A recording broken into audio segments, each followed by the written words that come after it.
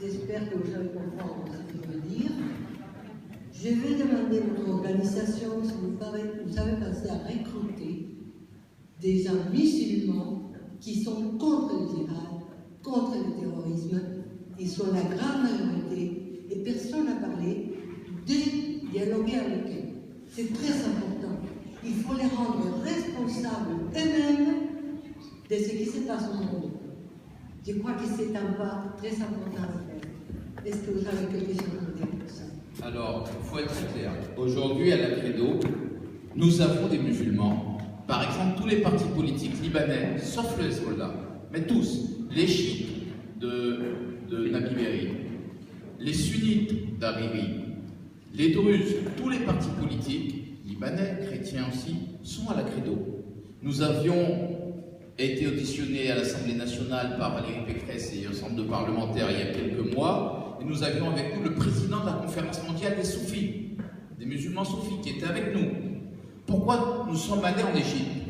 Pour parler aux musulmans. Pourquoi nous sommes allés à Bahreïn, et nous allons continuer, et au Liban, pour parler aussi aux musulmans. Parce que sans l'accord des musulmans, il n'y aurait pas eu de chrétiens. Les chrétiens ont permis à l'islam de vivre, je l'ai rappelé dans mon introduction. C'est parce qu'il y a eu cet accueil des premiers musulmans que l'islam a pu exister, se développer.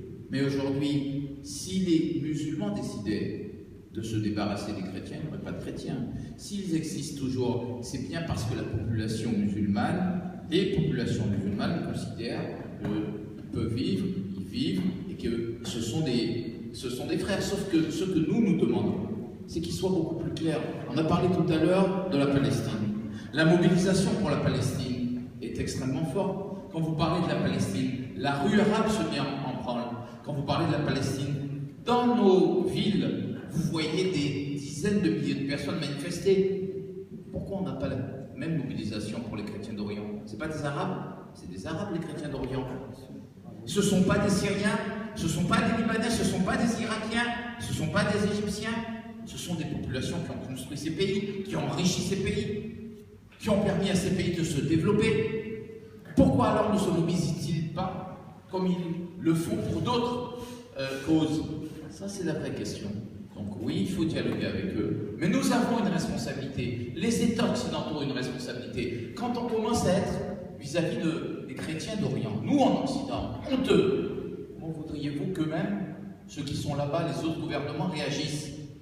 Il faut assumer que les chrétiens d'Orient, c'est une part de l'histoire de l'humanité. Cette civilisation qui est née en Orient, qui est venue en Occident, qui a créé celle que nous vivons aujourd'hui, cette civilisation-là, elle a aussi permis de féconder l'Orient. Elle a permis aussi à des pays de vivre, d'exister et de se développer. La responsabilité de la question des chrétiens d'Orient doit être d'abord portée par nos amis musulmans, par les pays musulmans. Mais malheureusement aujourd'hui, ça n'est pas le cas. Donc à nous aussi en Occident, d'assumer notre part d'histoire, à nous aussi en Occident, d'être aux côtés des chrétiens, comme nous savons l'être, aux côtés d'autres populations qui souffrent. Pourquoi? Parce qu'on a le mot chrétien, il ne faudrait pas les aider.